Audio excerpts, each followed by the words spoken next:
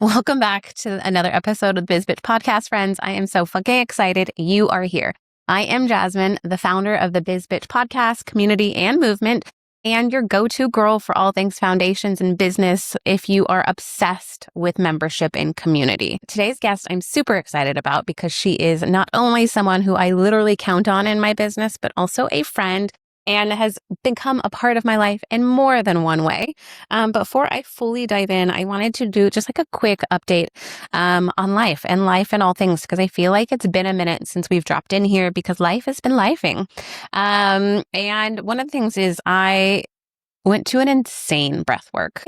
And it's something that shook me, and I'm going to do a whole episode on that. But I wanted to say the reason why is I've just been feeling like a little bit like almost disconnected, almost like I can't get excited. And so I've made it my mission these last few weeks to just like have fun. Like anything I can say yes to have fun that's outside of my box, I am absolutely saying yes to, or like things that make me a little bit uncomfortable or a lot of bit uncomfortable, which was the breath work, which was a Korean karaoke room earlier this week, which Ashley was there for me with, which we will get into in a little bit, which is way out of my comfort zone. Today's episode is going to be a mixture of talking about connection and community and masterminds, but also talking about something that's probably just as sexy as what I like to talk about in terms of operations, which, we like to say, the minute you start talking about social media, your website, your brand, people are like, ooh, I want to know more. And then you're like, let's talk about legal and operations. And people are like, I think I'm okay. And money too. People are, I'm good. No, not in public. Like that's a private conversation and it shouldn't be.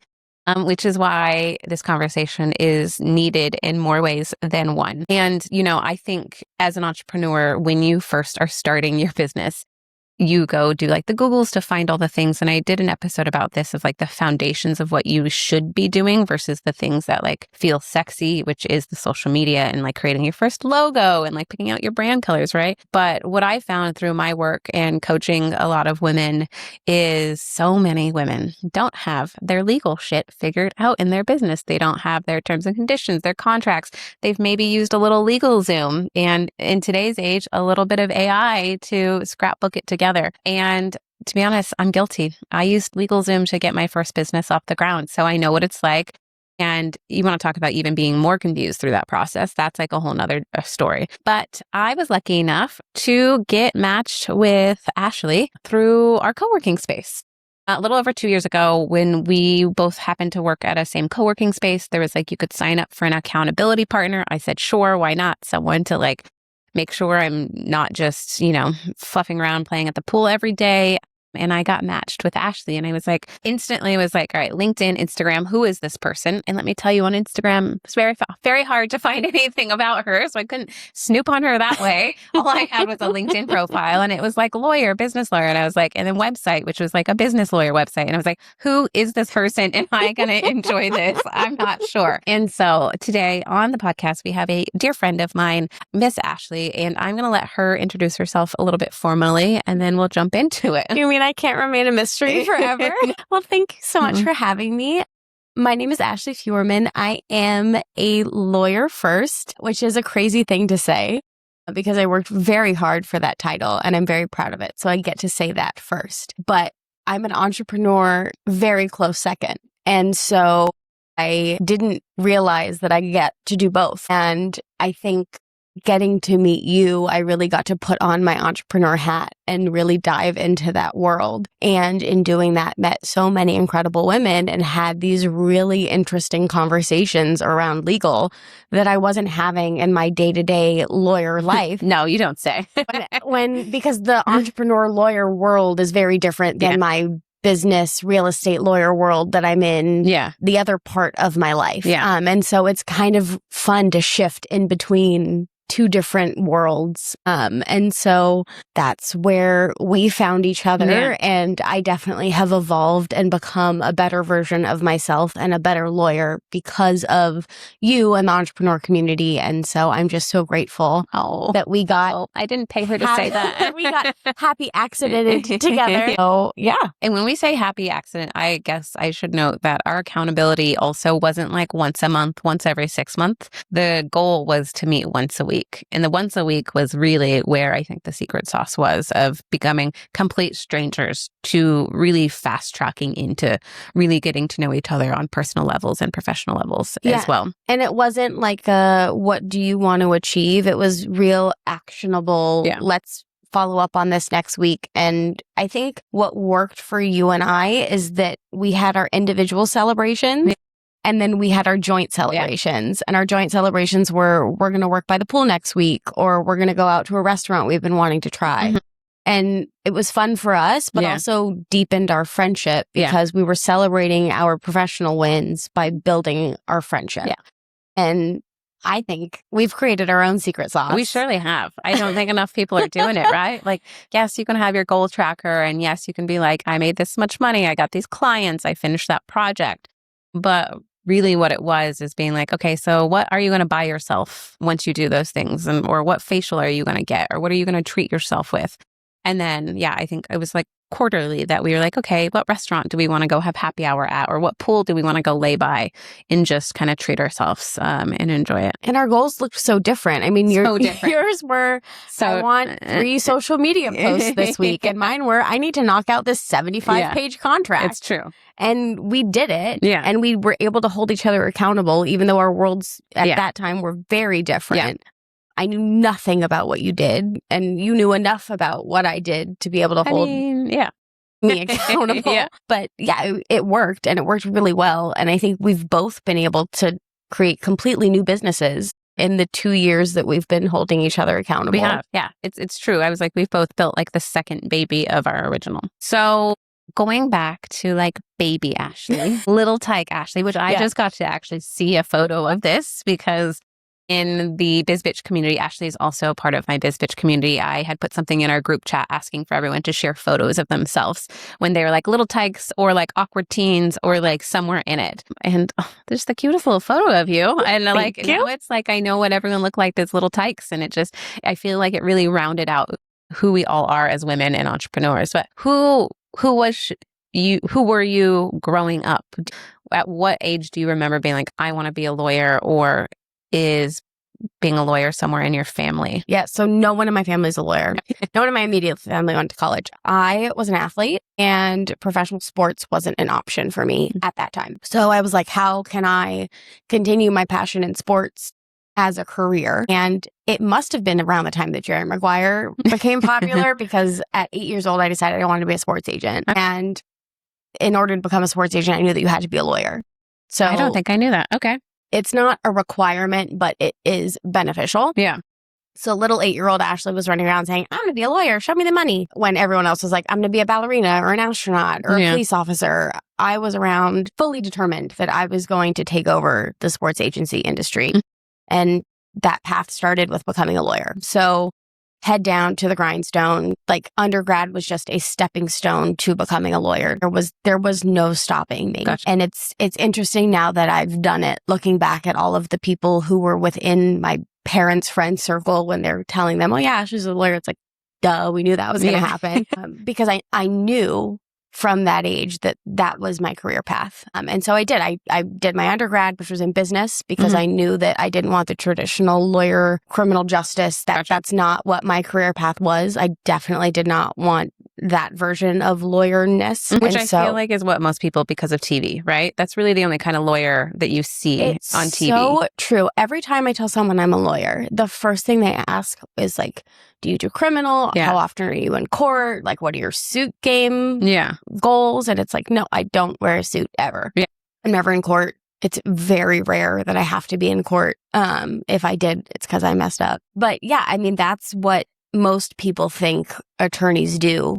And there is this entire other world of being an attorney that does not require you to be in court. And so I think that in every industry, there are non-traditional paths to that career. And I guess that I took one without even knowing that I took one. Yeah. But yeah, I picked the school that I did specifically because they had a Center for Sports Law and Policy. Okay. And I interned at a college in their athletic department while I was in law school, and I went all the way through. I have a certificate in sports law and policy. I did all the things to work in sports, and then I actually started doing it, and I was like, I hate this. Yeah. I do not want to babysit grown men for the rest of my life. And I had to pivot. And I pivoted in a way that stayed true to myself because I do really love working with athletes. And I knew that that was something that I wanted to continue doing because my whole goal was to protect the wealth that they were building because so many people take advantage of them for their talent and tale as old as time, make so much money so quickly, 3 years later, destitute. Sure. And my personal mission was to stop that from happening. I realized I didn't have to do that in that role. There were other ways for me to do that. Yeah. So I pivoted and created this practice that is asset protection strategies for high net worth individuals. It includes athletes, but also everyone else, right? Because these are not things that we're taught. They're asset protection strategies and how to build wealth and create generational wealth are not things that we learn anywhere. Which they should be, but they're not. And so now it has become this world that I'm immersed in, and I get to learn about not just athletes, but women who are building business and building legacies and help them have their money make money, which is the coolest thing. Yeah. When your money is making money when you're not working is some of the greatest things that we could do.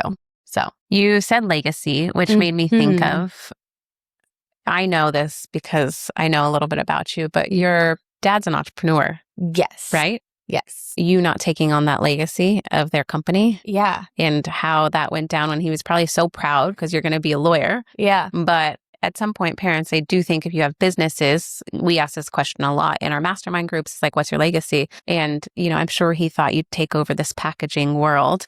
And you're like, well, not exactly. Sorry. It's funny that you bring that up. And it's not really something I've thought of, but everyone in my family is an entrepreneur. My grandpa was an entrepreneur. My dad actually does a similar thing to what my grandpa did. My mom's an entrepreneur. She started a business as well. My dad never gave me the opportunity to take over his business. Okay. It was never an option. Yeah. It was always pursue an education. Don't do what I do. They always wanted better for me than what they had. And my dad worked incredibly hard for what he has. And I think he wanted it to be easier for me. And I don't think that he wanted me to follow in that path. Yeah. Funny enough, when I was sad in those moments of working for someone else, he was the first person to say, why aren't you doing this for yourself? Yeah. And he was the one that pushed me into starting my own firm and becoming an entrepreneur. I think because I've watched both of my parents run their businesses for as long as they did, it was an easy shift for me. Sure. Easy being facetious, right? Nothing that we do in entrepreneurship is easy. No. But I think the jump wasn't as scary because I'd seen it before. Yeah. I can relate to that. Yeah. But I never had the option. And my brother as well. Like my brother never was offered to take over my dad's business. It was always go create your own legacy. Don't just jump into this. Which I honestly think is a really beautiful thing. I think it is kind of selfish to be like, just because I built this, you're supposed to be wildly obsessed with this as well. And this has to be your dream as well. Like it's cute if it does become your dream, but if it's not, we should be allowed to go create our own legacies and our own things. There's no reason why the family can't have multiple businesses under the umbrella of it. And I think if either of us had said, no, this is what we want to be doing, I don't think my dad would have said no. It wasn't ever hey, Dad, I'm really obsessed with packaging. Can't get enough of it. I want to be enough. Please, let's do this. I don't think he would have said no. I think he probably would have loved to have this continue, but I think he's happy to watch us thrive in our own brilliance, doing what we love to be doing. And I think maybe in retrospect, he would have loved the opportunity to find his own path. Yeah. Maybe have that conversation with him at some time. I don't think I could have had two prouder parents than I do. There's a lot of lawyers who probably can relate with you that they went to school all this time and then they get into practice and are like, oh, that was a lot of school. I'm not so sure about that. Yeah. And specifically, I think those that litigate, and I've heard that a lot. They get into the courtrooms and like, I can't handle this. This is too much for me, or this is not where I want to be. And I don't know if they are taught or know that there are so many avenues of where they can go with it. And I often find a lot of them just end up completely folding it and going into, a higher up role inside of a company, but not necessarily knowing you can be an entrepreneur. Do you think that being in law school prepped you for being an entrepreneur at all, or just truly prepped you for being a lawyer? It's a good question. I do think it prepped me for being an entrepreneur because law school trains your brain to think differently. And that's truly what law school does. It trains you primarily to pass the bar exam. Yeah. But it trains your brain. I would fail. There's just no way. It trains your brain to immediately go worst case scenario. And it makes me Debbie Downer to the max. And I hate and I love that I'm able to do this, right? Because when I speak to women who are scaling a business, right? Especially at that initial ideation stage. Yeah. All you see is rainbows in the pot of gold. Yeah. Oh, that's true. Right? Yeah. And I unfortunately come in. I just had this conversation with someone who is starting a beautiful concept. Yeah. Who wants to put caregivers in elderly people's homes because there's not enough assistance. And she was like, it doesn't exist. I really want to do this. And I was like, it doesn't exist because it's a liability nightmare. You're taking strangers and you're putting them in an already vulnerable community's homes. Yeah. And I was just like, red flag, red flag, red flag. You need this insurance and this insurance and this protection and this protection. And I hate being that person because I feel like I'm squashing people's dreams, but there's a way to build it if it's protected correctly. Yeah.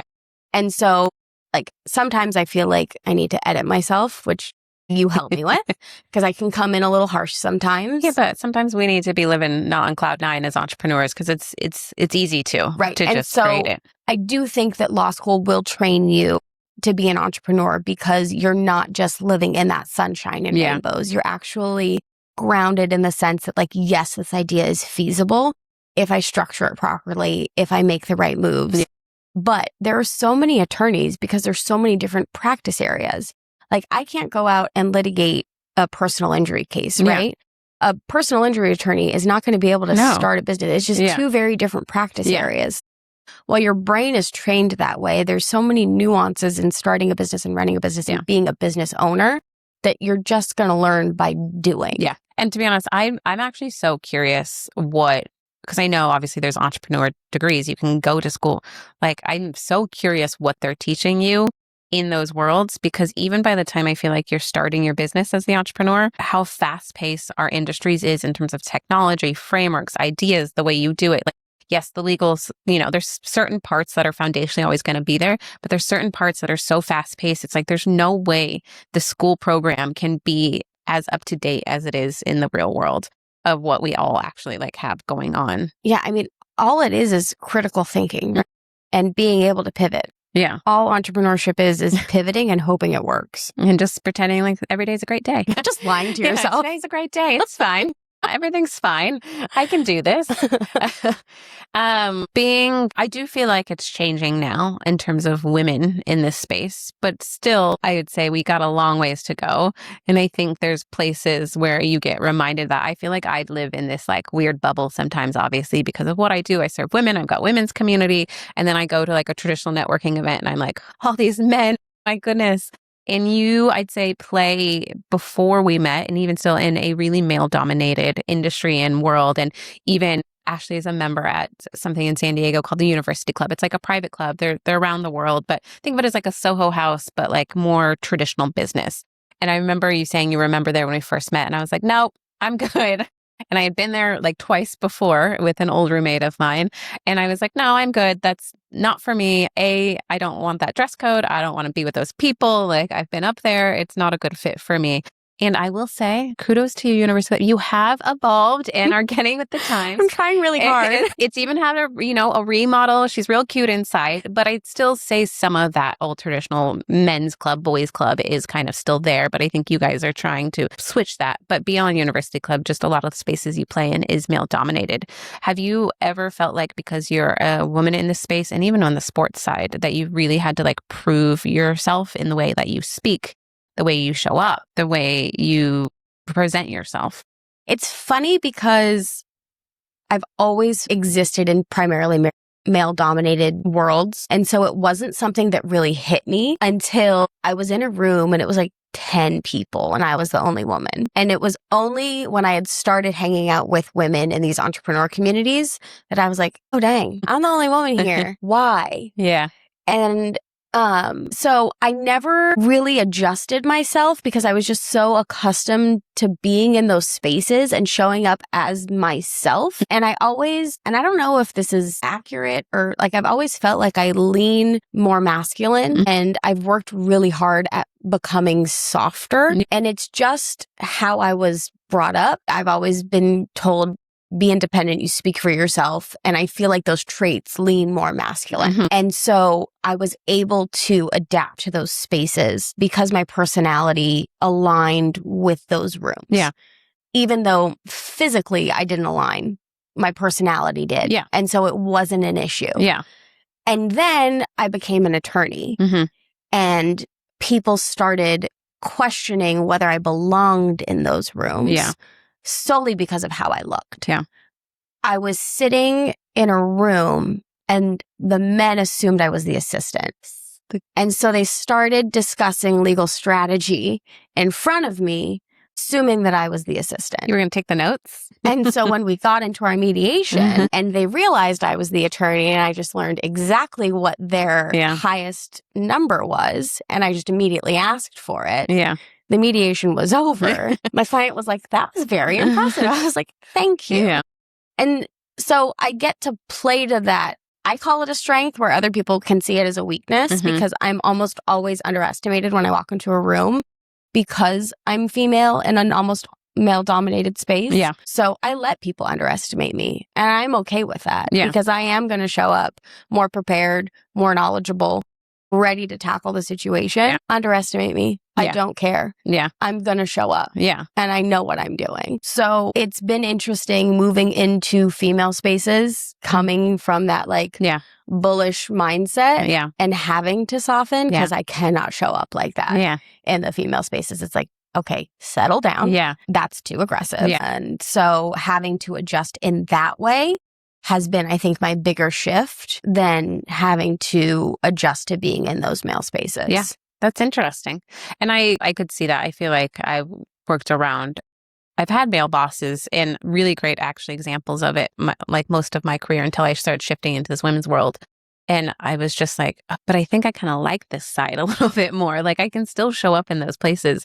But it's almost the same feeling I have when I go into spaces where there's a lot of men because I'm surrounded with women these days to where it's like, and I'm like, I don't even feel like I want to harden. And I really hate the feeling that I have to change the way I dress. That's the part that bothers me the most. Because as we know, my brand is bold. My cleavage is out. I don't care around a group of women whatsoever. But the minute I go into a male dominated networking space or space, I'm like, oh, maybe I should have worn something because they're not talking to my eyes. They're talking to my chest. And the way I've had to show up that way. Or they just are like, wait, that's cute. You've got a women's community. I'm like, nah, thanks for that. It's cute. But yes, I do. And, I get to show up every day and love what I do. And yes, there is a whole world out here that's different than the world that you're in.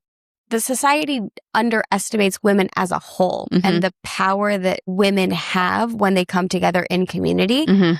There is so much money in women-founded businesses that people are just not even considering when scaling, right? That's true. And so it's kind of crazy when I'm in these male spaces, right? Because a lot of what I do in my real estate world and my business legal side is help these businesses as they scale. And it's not even considering the female market. It's why are we ignoring this? Yeah. And it's so interesting because when I'm in my female market, it's all to female. Yeah. So and you're like, they're so talented. Oh my goodness, that's a great idea. What are you doing? Yeah. And growing out my own business, I used all women to help me build it. Yeah. And my brain works so logically that so much of that required creativity that I just haven't figured out how to work yet.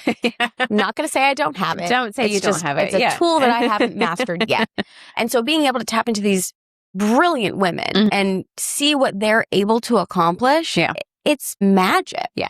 It's truly magic. And it's a world I would have never known existed had I not become an entrepreneur. Yeah.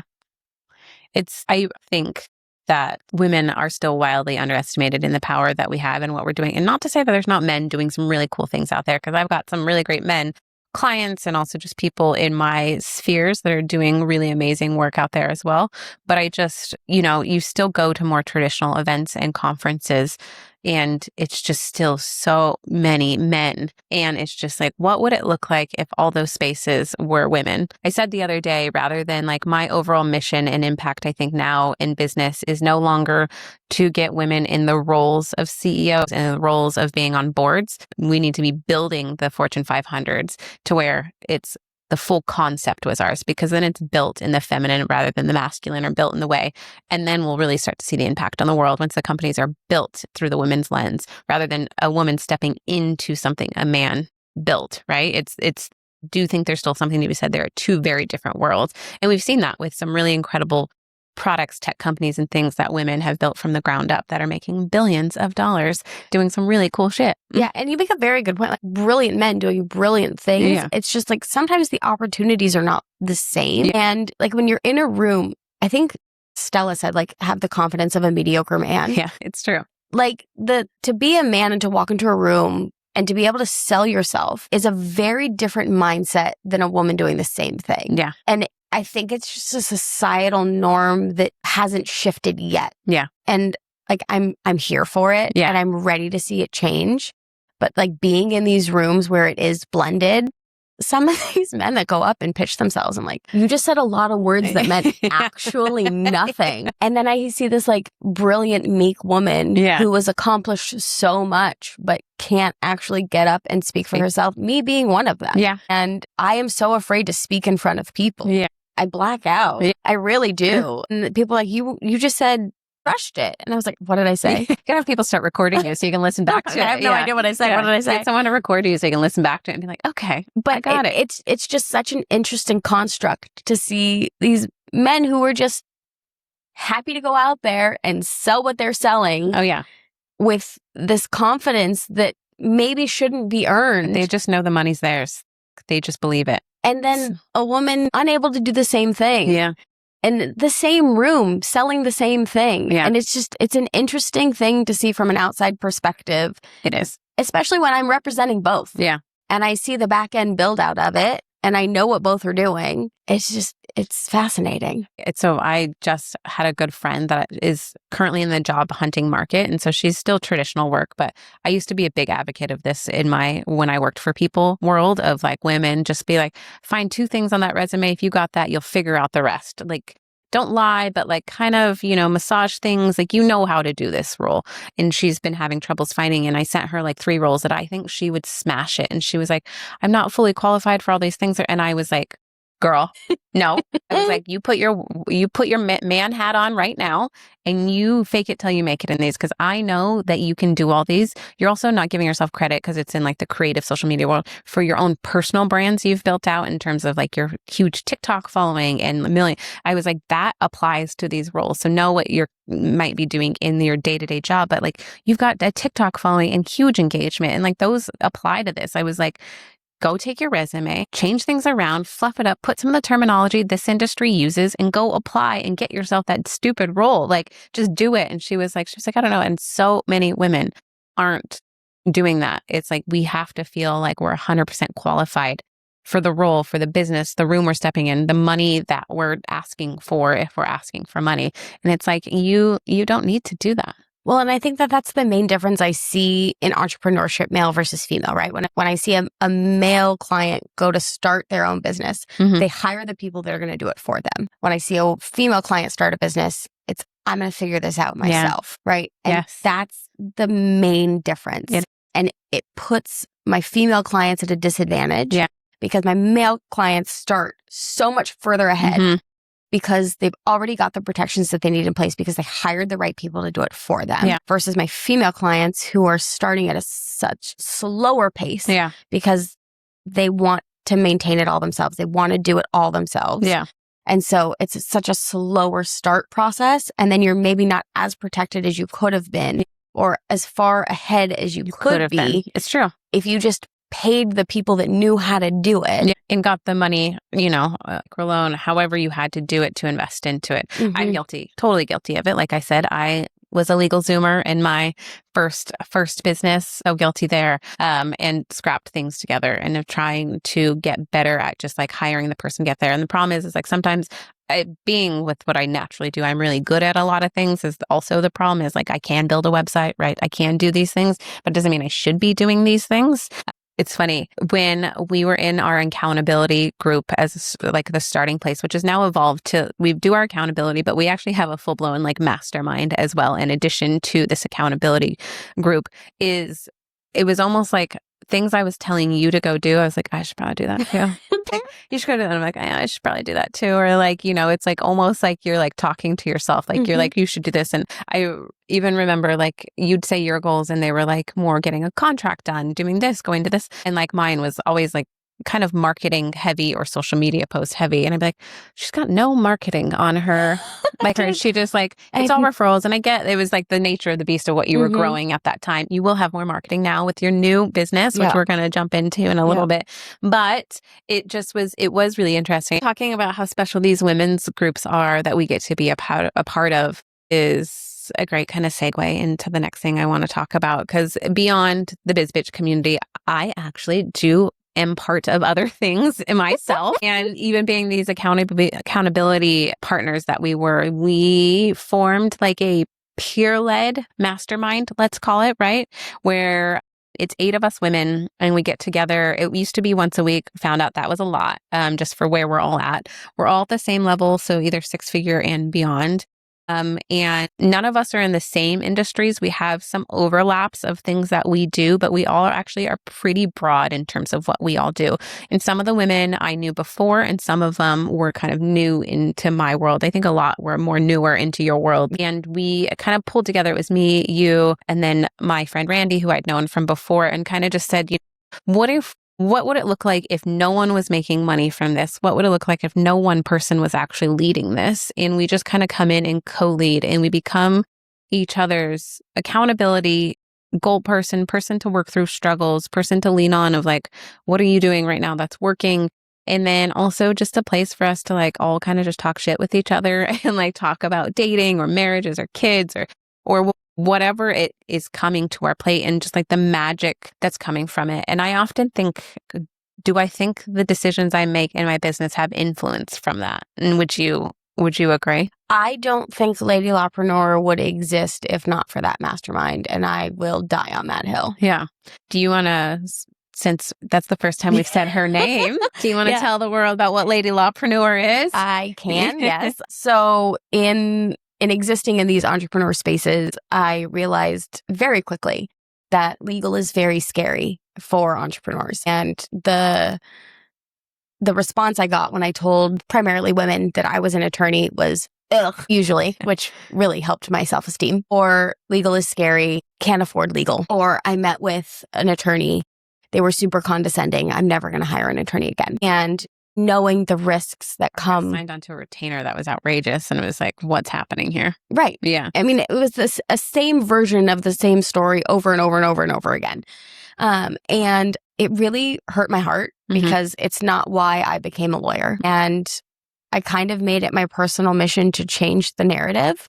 And I wanted to make legal services and primarily contracts accessible to entrepreneurs as they scaled, so that when they did become at that level where they could afford an attorney, they already had the basic protections in place, that they weren't vulnerable until they reached that place. Yeah.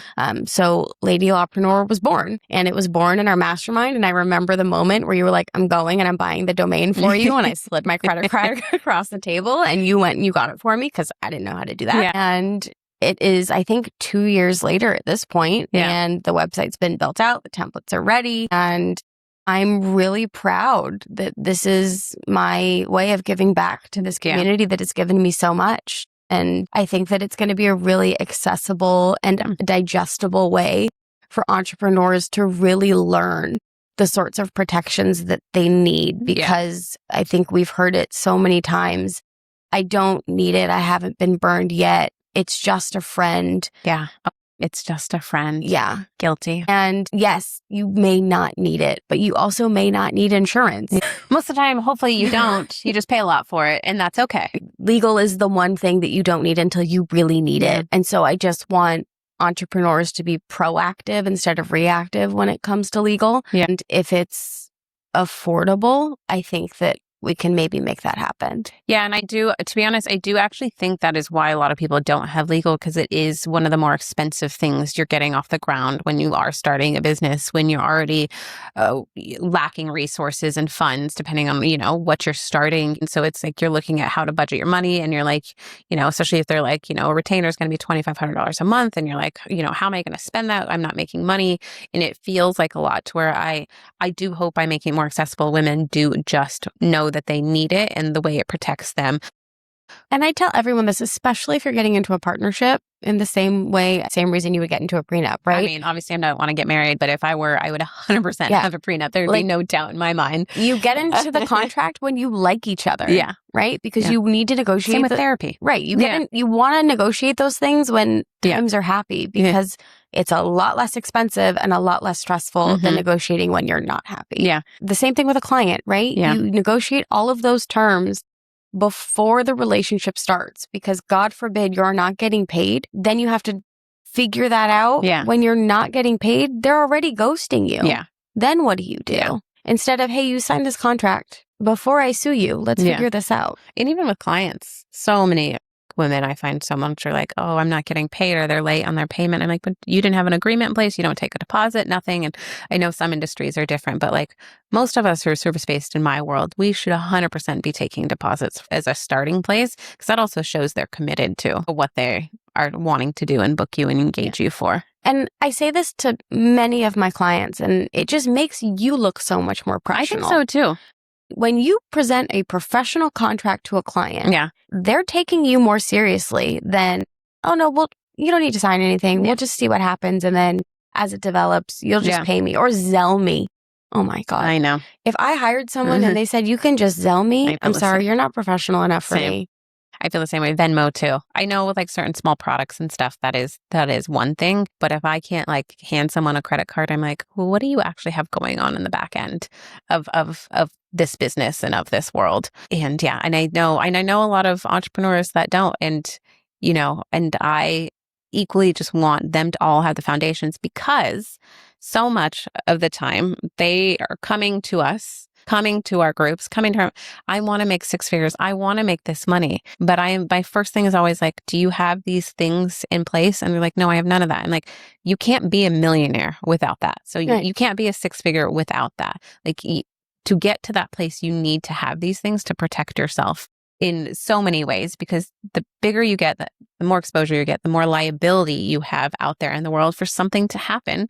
And then it can take it all down to the ground. And I hear it all the time. Like, I'm not big enough to have an LLC, right? I haven't made enough money to have an LLC. Having an LLC and that protection has nothing to do with how much money you've made. Yeah. You make the most mistakes when you're starting. That's when you need the most protection. Yes. So why would you wait to have that protection until you figured it all out? Yeah. Like, do it immediately. Yeah. Get that protection from the jump. Yeah. That's when you're making mistakes. Just in case you fuck up. Like, oh, I'm successful now. Now I should have some liability protection. Like, no, you're gonna make those mistakes on day one. Yeah. Oh, I mean, there are things I have messed up. I like almost thought I deleted someone's website at one point, like all of these kinds of things. And I'm like, oh, I'm so thankful I have something. Everything's been fixed. It's never been that bad. But, it's like, I'm thankful that there's things, because you just don't know. Or honestly, if you are working with a client that's just an asshole and it doesn't feel right, and having that you can break at any point and just get out of it, which those are my favorite parts of contracts to draft. Like, how can I fire you if you do this to me, if you do that to me, if you don't respond to me, if you're rude to me? Yeah. All of those things. I put those in all of my contract, not for me personally, for my clients. I want you to have all the outs. I think it's a really important piece that we're just not talking about enough. And while we're here, let's talk about AI in terms of that world, because it is no secret that plenty of people are jumping into using AI models to help them with client agreements, with different clauses, with different, liability, whatever it might be. To those of us that don't know anything about legal, when you download it, you're like, that sounds great. That sounds legally compliant, right? And my favorite line you've ever said is ChatGPT or Claude didn't go to law school for, as long as I did. So there's no way. What are your thoughts on that world? I think, and this is just me being fully transparent as an entrepreneur, not as a lawyer. Yeah.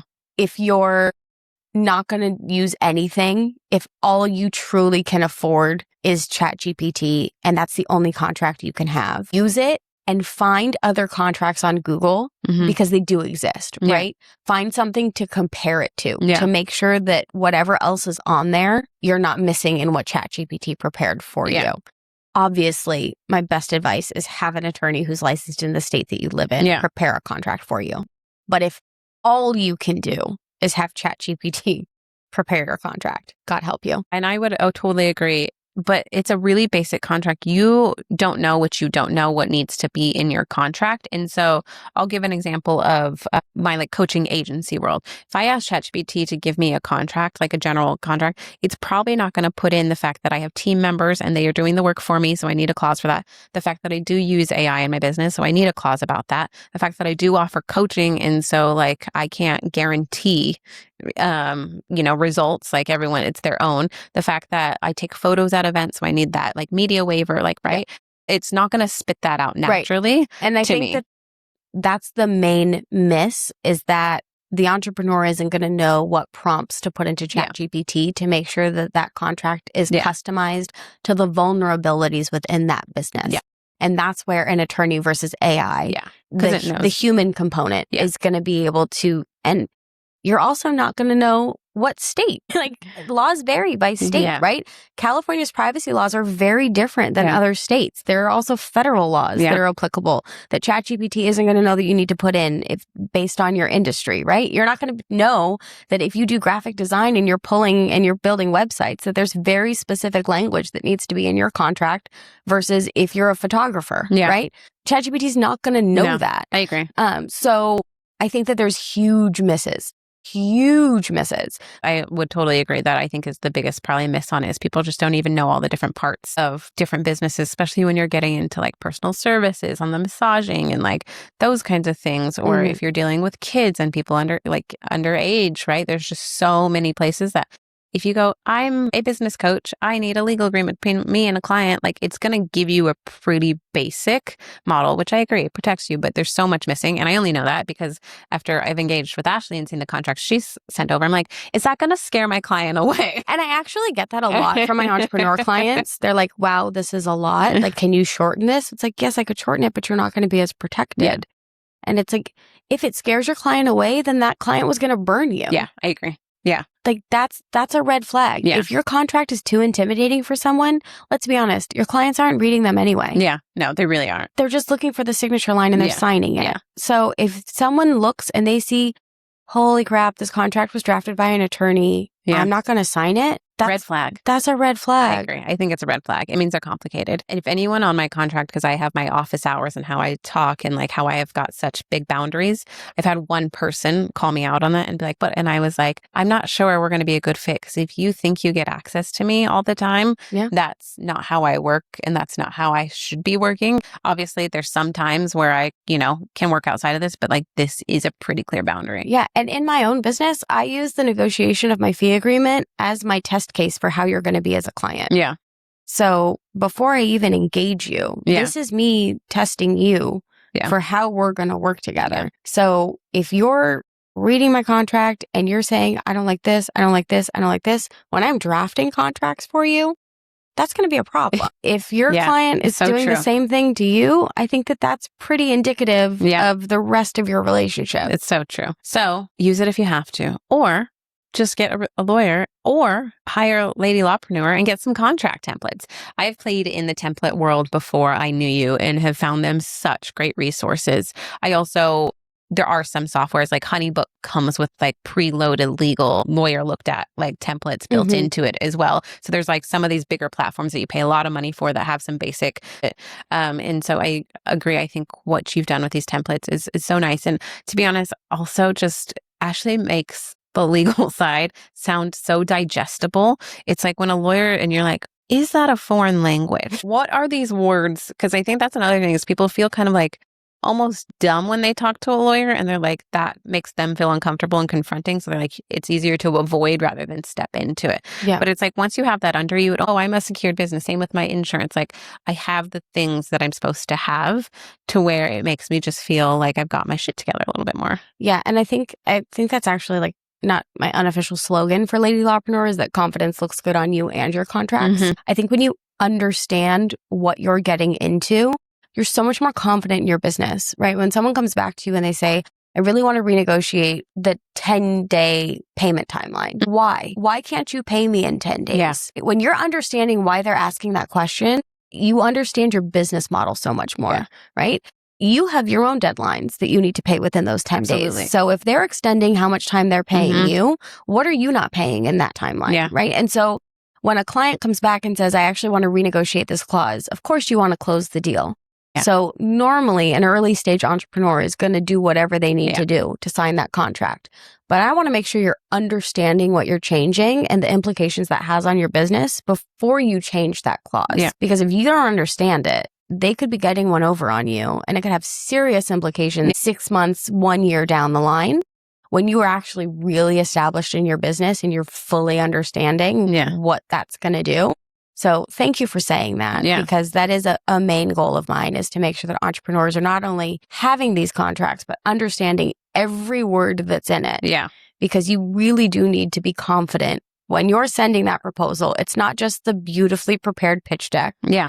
No. It's also the contract, because that is your first line of defense. Specifically, if you are messing with bigger fish. So many, especially in the yoga, wellness world, right? Coaches, they want those corporate clients. They sound dreamy. They pay big, right? But once you're messing with them, you are under a lot more scrutiny and liability. And payment terms are typically actually going to be 45 days, 60 days, 90 days a lot of the time, because you have to go through their whole financing system. You have to have your shit together. And most of the time, they're going to make you sign their agreements, and you might be getting yourself in a hole. So it's like, it sounds so sexy to be like, oh, I'm a yoga, instructor for Google. But knowing what you're getting yourself into when you do that is huge, because, when they ask for your agreement, because sometimes they'll be like, well, let me look at yours before you sign. And if you send them a ChatGPT, it is going to be a really embarrassing moment, friends. So if you are trying to manifest, call in those bigger fish and play with those bigger people who mean serious business, you need to make sure you're showing up in the right way in those situations, because they're going to look at you and kind of think you're a joke in a small business if that's who you're trying to call in as well. Which is, I think, talking about how like uncomfortable legal makes most entrepreneurs is so funny, because I feel like you're like this complete opposite, where the marketing and the visibility and social media and showing your face in your business is what makes you really uncomfortable and what makes you feel like a fish out of water. I tried to like stalk her and be like, who's this girl I'm like assigned with to be my accountability partner? I couldn't find anything. And she's like, oh no, I don't put business on Instagram. It's only like LinkedIn. And I was like, but why? Who are you? What is this? And now with Lady Lawpreneur, you've had a full brand photo shoot. We've done reels. You've got brand colors. You've had to kind of shift into an uncomfortable space and play with a different kind of like identity almost, and what that looks like, which is, I feel like, what most of us feel like when you're like, go to the lawyer and you're like, I'm good, or go do your books, or go get insurance. It's like people don't, a lot of time they don't know what to ask. So that's why they don't call the insurance, because I don't know what kind of insurance I need. And I feel like it's almost the same for you stepping into this other world where most of us are actually a lot more comfortable in. Oh yeah. No, this is as uncomfortable as I get. Podcasting. Putting my face on camera? Absolutely not. Yeah. How do you think you've been playing with like the identity shift of becoming the face of the camera and taking these really cute brand photos of like you sprawled on the floor with contracts and like in pink and like in pastel colors and this 70s vibe and doing like a whole photo shoot? It's very different than the Ashley I met a few years ago. So also, I'd like to note that I didn't say this to Ashley to hurt her feelings, but when we first met, in the nicest way possible, I was like, you don't need to dress like a lawyer to be a lawyer. Because she would come into the co-working space and it would just be really traditional, like suit jackets, and like we'd go to different things. In the most loving way, I tried to give you a hug and be like, you can actually have more of a personal brand and show up as you, and like we're all going to really respect you still. And I think that in a kind of a backwards way, I didn't know who I was in that moment. I think I was still trying to figure out the version of a lawyer that I wanted to be, right? Because everyone, like you said, we all see lawyers on TV, right? And I thought that I was going to be the super high-powered lawyer. I thought I was going to drive a Bentley by the time I was 30, right? Like, I wasn't going to drive the Bentley. I was going to have a driver who was going to drive me in my Bentley, right? Still can, right? But I'm past 30 now. That dream has died. But I think that I really needed to figure out the version of Ashley that I wanted to be as a lawyer. And I knew that it was never going to be this traditional, like suited up, pencil skirt, like Ally McBeal. Yeah. That was never Love that show. be me, Yes. right? And so I think when you and I met, I was really in this transformative space of like, who do I really want to be? And then finding the concept of Lady Lawpreneur, I think is really where, and Meg, who is one of my favorite people in this world, she did my brand photos. She really helped me create this brand identity. Yeah. We did this brand archetype session in our mastermind. And I have two. One is sage and one is caregiver. And it really taps into both sides of who I am as an attorney. So I made sage the main color of my business because I'm playing on that archetype. Sage green is my main brand color because my brand archetype is sage. Okay. I don't know if that makes sense to anyone else, but it made sense to me. So sage is what I do in my main firm, right? That's all the advice that I give. The caregiver side of me is Lady Lawpreneur. And I think that I really get to lean into that in this educational piece that I'm doing, and how you said that, like, I really do want to make legal make sense. Yeah. And I want to remove the fear from it. Yeah. Because I want every person who starts a business to feel so confident that they're able to protect themselves, because you're going to make so much more money when you are confident knowing you're not taking advantage of me. This is my business. I know how to protect it. Yeah. If you sign a contract with me, you are not, there's scope creeping. Yeah. You're going to pay me on time. If you're late, you're paying me a late fee, right? Like, I'm doing only what you've paid me to do. And when that contract backs you up and you have an attorney who's going to back you up, you can do so much more when you're just focused on what you do. When you've got a team around you that's going to support you and back you up, like, I really do feel like you're able to scale so much faster when you're not having your brain in 30 different places. So when I get to tap into that, like, caregiver side of things, that, like, makes my soul happy. So before we go, this has been really fun. I've got 3 rapid fire questions for you. Oh God, I'm scared. All right. Have you ever been asked to break the law? Yes. Do you want to tell more about that? I'm going to make this as digestible as I can. So part of what I do in the real estate space is create syndication funds. So essentially, if someone wants to build a development, but they don't have the money to do it themselves, they want to raise funds from other people. Gotcha. In order to do that, you have to register with the SEC. Essentially, I was asked to lie to the federal government to make this fund appear to be one thing that it wasn't. And I said no, obviously. But yeah, I was asked to.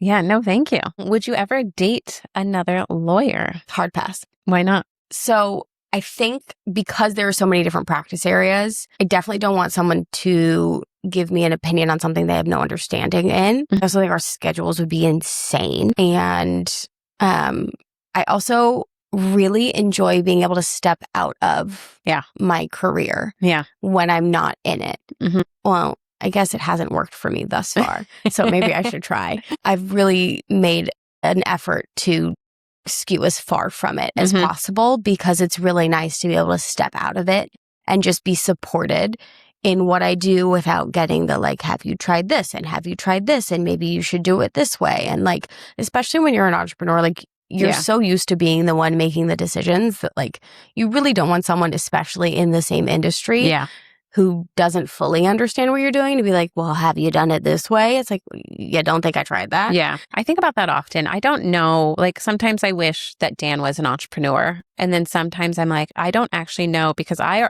have a hard enough time shutting myself off when he is so unplugged and so shut off. And I'm just like, 10 more minutes, 20 more minutes up here, to where I was dating someone that was in it. I don't know if I would ever turn off, because it's like, which one of you is going to say, all right, we really need to put these away because we need to, like, be a couple? Because I don't really have that in me. And I could see that about being a lawyer and an entrepreneur. I think it would be tricky, and I think it would be really hard. Yeah. I'd be on all the time. Yeah. Oh, well, thank you so much. This has been so much fun, friends. We tried to make the legal world as fun and light as we could. And I knew Ashley was going to be one of the perfect people to do that. So my last question is who are you becoming right now? And what version of you are you leaving behind? I'm going to do this without crying. I am becoming my truest version of myself. And I am leaving behind the version I thought I needed to be. I don't have to be the attorney that everyone expects me to be. I can be soft. I can live in both worlds. I don't have to pretend that I am this tough because I'm not. Yeah. I think being around the community that I'm in now, I'm allowed to be vulnerable. Mm-hmm. And I don't think I've ever existed in a world where that was acceptable. Yeah. I think that I was always in a world where I was pushed to be the best version of myself.